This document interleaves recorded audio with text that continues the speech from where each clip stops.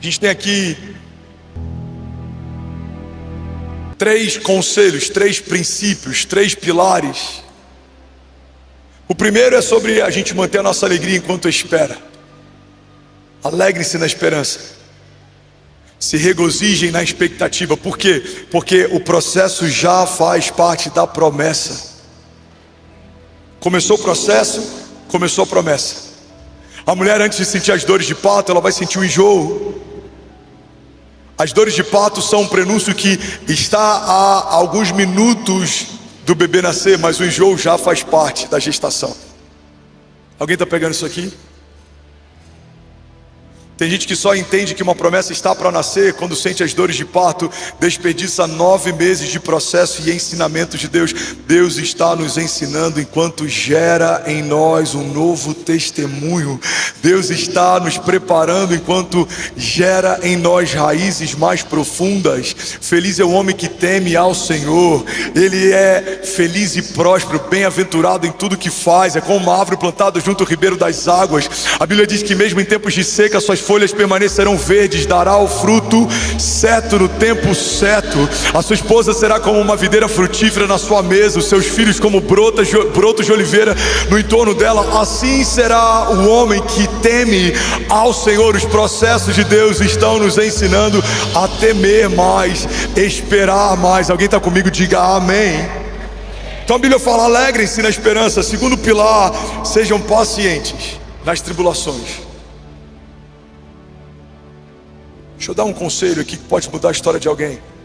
Em meio a crises, se tiver que duvidar de algo, duvida da sua dúvida, mas não duvida da tua fé. Primeira coisa que a gente faz é duvidar da nossa fé quando as coisas não são do jeito que a gente gostaria que elas fossem. Será que de fato Deus é fiel? Será que de fato Deus vai cumprir? Será que Deus vai... Não. Ao invés de duvidar da tua fé, duvide da sua dúvida. Quais são as suas dúvidas? Deus se esqueceu de mim? Não, peraí. A palavra de Deus diz que mesmo que uma mãe que amamenta o seu filho se esqueça dele, eu todavia jamais me esquecerei de você, diz o Senhor. Deus me entregou os meus inimigos. Por que isso está acontecendo? Não, peraí. Deixa eu lembrar do que diz a palavra. 1000 cairão ao meu lado, 10.000 à minha direita, mas eu não serei atingido. Os inimigos que vierem contra mim por um caminho, por 7 caminhos, eles fugirão. Será que eu entendi errado? Eu vou passar vergonha, humilhação. A minha despensa vai permanecer para sempre vazia. A minha mesa permanecerá assim. Não, peraí. Filipenses 4,19. O meu Deus suprirá as necessidades de vocês segundo as suas riquezas em glória. Eu estou passando por um vale de sombra e morte. Será que esse é o final da história? Será que Deus vai me entregar? Não, peraí. Mesmo que eu ande por um vale de sombras e morte, não temerei mal algum, porque o Senhor está comigo. Alguém avivado aqui em nome de Jesus? Alguém tomando posse dessa palavra em nome de Jesus? Aleluia. Eu preguei uma série inteira sobre Salmos. A gente fez uma pregação pontuando cada versículo, uma pregação expositiva. E nesse salmo, uma das coisas que mais impactou a gente foi o entendimento de que mesmo que seja um vale da sombra da morte, parece com a morte, mas é só uma sombra. Tem gente que teme a sombra da morte, mas ainda não aprendeu a confiar na pessoa de Jesus. Não dá para você encarar como sendo mais real a sombra da morte do que a pessoa de Jesus. Fala para quem está do seu lado: a sombra da morte é só uma sombra, mas as promessas de Jesus são vida e verdade. O Senhor é fiel em todas as suas promessas. Alguém toma posse disso? Diga amém. O tempo que dura o processo é menor do que o tempo que dura a promessa. Toma posse disso. Deixa isso ser digerido no teu espírito.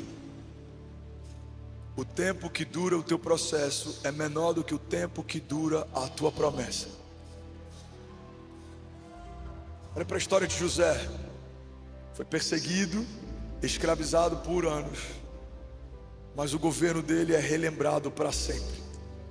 Olha para a história de Davi. Foi perseguido, até renegado por anos, Mas o próprio Deus jurou a ele: nunca houve e nunca haverá sobre Israel um reinado como o teu. Olha para a história de Jesus.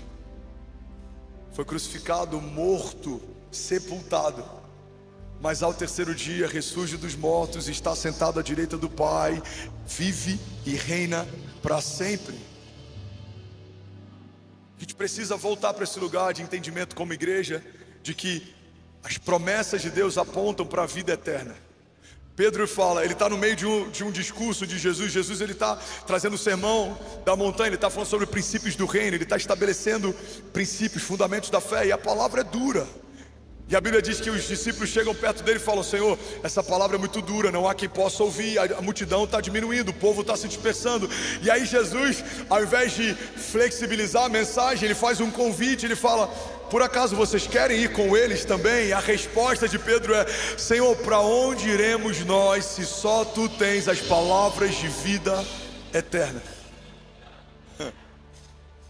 Entende isso, irmão? Por mais que algumas promessas a gente possa usufruir dela por anos, o galardão do cumprimento delas permanece sobre nós para sempre.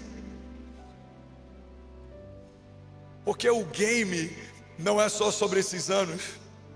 A vida eterna não começa depois da morte. A vida eterna começa quando você foi gerado. Você passou a ser gerado, começa a vida eterna. O que muda depois da morte é o nosso destino final. Mas a vida eterna começa no dia em que você foi gerado. Então entenda, o tempo do teu processo dura alguns anos, meses. Isso é muito pouco comparado ao tempo da tua promessa. Ela dura para sempre. Alguém está tomando posse disso aqui em nome de Jesus? Sabe outra coisa que eu amo naquilo que Deus faz? Tudo aquilo que você faz sozinho podem tirar de você, mas tudo aquilo que Deus fez por você e com você, ninguém vai tirar de você. A Bíblia fala sobre um homem que constrói uma casa com fundamentos edificados sobre uma rocha. A Bíblia fala sobre um homem que constrói uma casa sem fundamentos, e quando os ventos fortes vêm, aquele que não tinha fundamentos, ele facilmente é destruído, mas aquele que tinha fundamentos permanece para sempre. Eu quero profetizar isso sobre alguém. Levante as suas mãos em nome de Jesus. A tua jornada não é sobre quanto tempo demorou para acontecer, é sobre quanto tempo vai durar o que Deus está fazendo. Eu profetizo em nome de Jesus a tua casa guardada, blindada, protegida, os seus filhos guardados, blindados, protegidos. O que o Senhor acrescentou não vai ser removido, o que o Senhor prometeu não foi cancelado, o que o Senhor estabeleceu não pode ser transferido. Deus tem algo para você que só cabe você nesse lugar. O Senhor te fez promessas que, se você for fiel, crer e não duvidar, avançar e não recuar, vai acontecer aquilo que no céu já aconteceu. Vamos, alguém pode dar um brado de liberdade nessa manhã? Isaías 64:4 diz: desde os tempos antigos ninguém ouviu, nenhum ouvido percebeu, olho nenhum viu outro Deus além de ti, Senhor, que trabalha para aqueles que nele esperam. Declarando que cura não é uma teoria no Evangelho, é real. A cura está dizendo para você: existe cura para você, existe escape para você, existe livramento para você. Alguém comigo aqui diga amém. A Bíblia fala: quando for jejuar, lava o teu rosto, para que ninguém veja que você está abatido ou debilitado. Por quê? A Bíblia completa: porque se você recebe dos homens a recompensa, não receberá dos céus a sua recompensa. O que a Bíblia está dizendo é: se você faz para que outros vejam e tenham pena, se alguém tem pena de você, está pago. É para isso, está pago. Se você dá para alguém uma esmola para que os outros saibam, é diferente de alguém saber ou você testemunhar. Mas se você deu para que os outros vejam, alguém viu, está pago. Agora, quando eu faço sabendo para quem eu faço o que eu faço, aí muda completamente. A Bíblia fala que aquele que dá ao pobre empresta a Deus. A Bíblia nos ensina que aquele que enfrenta processos em secreto, aquele que lava o seu lugar secreto em lágrimas, aquele que aguarda com esperança e alegria, aquele que persevera na oração, esse vai receber do Senhor a recompensa. Alguém está comigo? Diga amém. Jesus. Então entenda, todo o processo é uma didática de Deus te dando autoridade para ministrar sobre. Você não vai ter uma fé teórica, você não vai ter uma fé de seminário, você não vai ter uma fé que ouviu no podcast, não, você vai ter uma fé que gera marcas, porque todo homem marcado por Deus marca um tempo, uma geração, um povo. Mas homens que não carregam marcas não têm autoridade na fala, falam, mas são palavras liberadas ao vento. Eu declaro em nome de Jesus, toda marca, toda cicatriz, todo processo, todo levante, tudo que o Senhor permitiu que você passasse até aqui, vou te dar um novo nível de autoridade. A partir daqui, você não vai falar do que você ouviu apenas, você vai falar do que você carrega. Vai falar como Paulo: carrego no meu corpo as marcas do Evangelho. Eu declaro em nome de Jesus, toda perseguição vai gerar em você um caráter aprovado. Todo nível de provisão que vai vir sobre você foi testado no tempo da privação. Deus testou enquanto você não tinha. Você foi fiel no pouco, se prepara para viver a dupla honra de Deus. Alguém toma posse disso em nome de Jesus.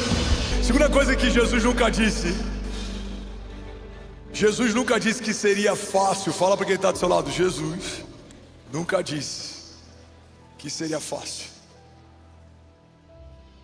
Eu acho que a gente é muito presunçoso em alguns momentos quando espera que na nossa história Deus faça o que não fez na história de alguns heróis da fé. Não foi fácil para Abraão, não foi fácil para Moisés, não foi fácil para José, não foi fácil para Daniel, não foi fácil para Jesus. Não vai ser fácil para mim, não vai ser fácil para você.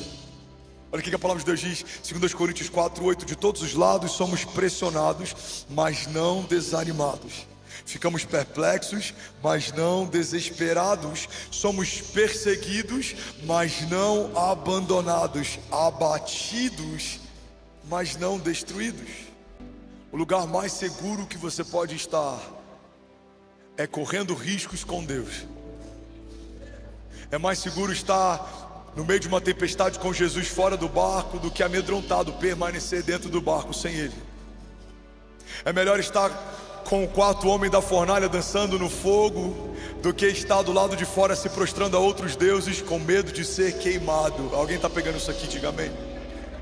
É melhor estar do lado de leões que jejuam na tua presença por conta daquilo que você carrega, do que negando ao Senhor teu Deus e em algum outro momento acabar sendo lançado numa arena em meio a leões. Tem muita gente que por medo de alguma provação negou ao Senhor e por conta disso foi provado e não teve escape. Mas aqueles que não negam em nada, em toda e em qualquer circunstância, verão do Senhor escape.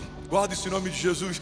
Por mais que Ele não te livre muitas vezes das crises, se você permanecer fiel, Ele te livrará no meio delas. Por mais que Ele não te livre das tempestades, se você permanecer crendo, Ele te livrará no meio delas. Nem sempre Jesus vai te livrar da tempestade, mas se você permanecer, Ele sempre vai te livrar na tempestade. Porque no meio da crise, no meio do deserto, na presença dos nossos inimigos, diante de alguns gigantes, há escape de Deus reservado para você. Alguém toma posse disso? Diga: eu sei que não vai ser fácil. Diga: mas o Senhor vai à frente das minhas batalhas. Vamos lutar com autoridade. Diga: porque eu sei que se Deus é por nós, eu sei que agindo Deus em nosso favor. Bendiga ao Senhor a minha alma, bendiga ao Senhor todo o meu ser, bendiga ao Senhor a minha alma, e não se esqueça de suas bênçãos, porque é Ele que perdoa todos os seus pecados, é Ele que cura todas as suas doenças, é Ele que resgata a sua vida da sepultura e o coroa de bondade e compaixão, é Ele que enche de bens a sua existência, de modo que a sua juventude se renova como a águia. Alguém pode dizer glória a Deus por isso?